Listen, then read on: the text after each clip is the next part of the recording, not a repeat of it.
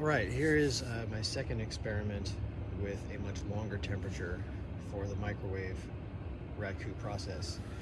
So here's my little bowl that has a couple coats of a Raku glaze. This is a rainbow matte glaze.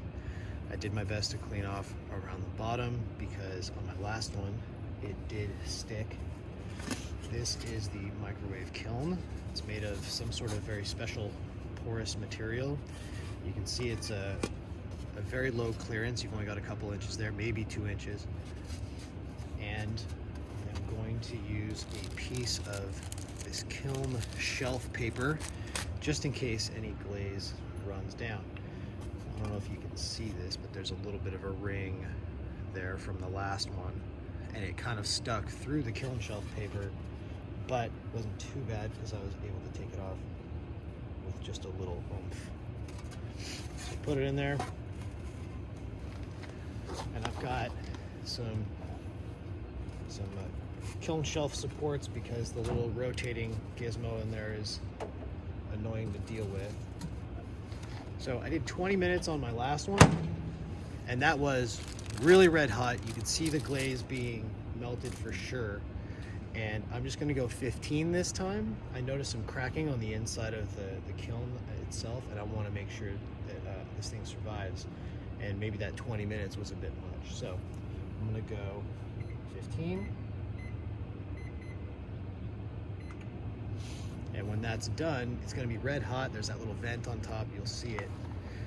And so my setup over here is I'm gonna use just this little tin here to set down my kiln. And then I've got a old baking tray full of sand. You can see the burnt remnants of my last bit. And I'm gonna just kind of make like a mound and then like a little nest. Like that.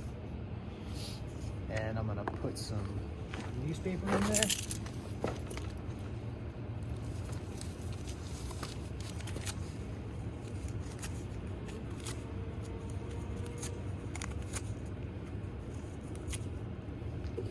And then I've got my coffee can, and I'm gonna put newspaper in there too. As hot as that was last time, and I didn't film it, all the leaves in the newspaper didn't even burn up. So I don't think I really even need as much as I was planning on using the first couple of times. So when I take this thing out, I'll use my kiln gloves, and I just have these little salad tongs here, and they work fine. And I'll pop that piece off, I'll drop it down there on the newspaper, and then I'll take my can and just smother it in the sand. And there was a little bit of a poof last time, probably just from all the oxygen getting sucked out and everything. But then I just waited 10 minutes and we were good. So I've got 13 minutes left, so I'll see you in 13 minutes. All right, we got 5 seconds left. I'm gonna put on this COVID face mask just because it's better than nothing. And I got my kiln gloves.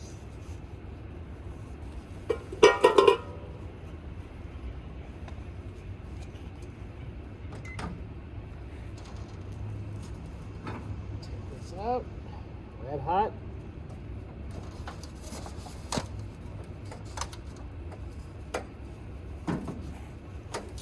About 40 degrees out, so it's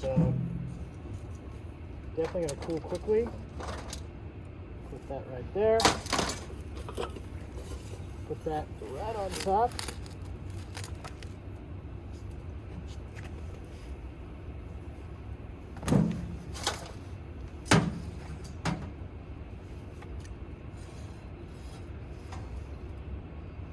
There's stuff inside, it's smoking.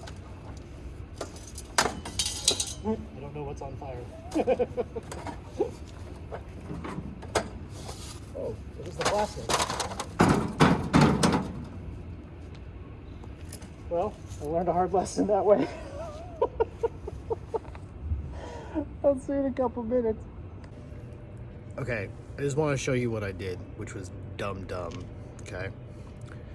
And so I took that kiln, which is red hot, still cooling a lot, and I put it in here because I thought this will be a safe spot.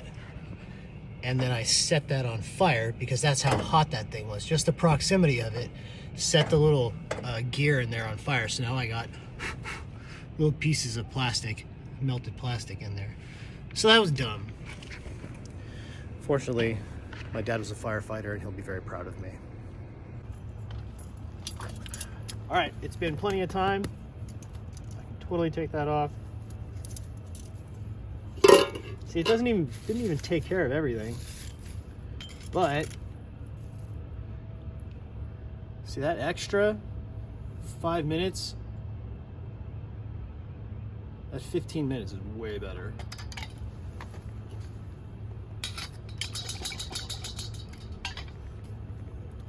Just for reference, kiln shelf paper, which is down here. There you go. And this is the rainbow matte. Definitely got some better effect on that one.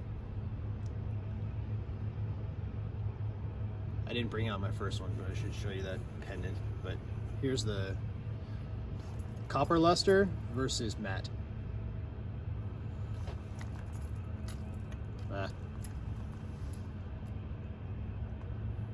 That's it.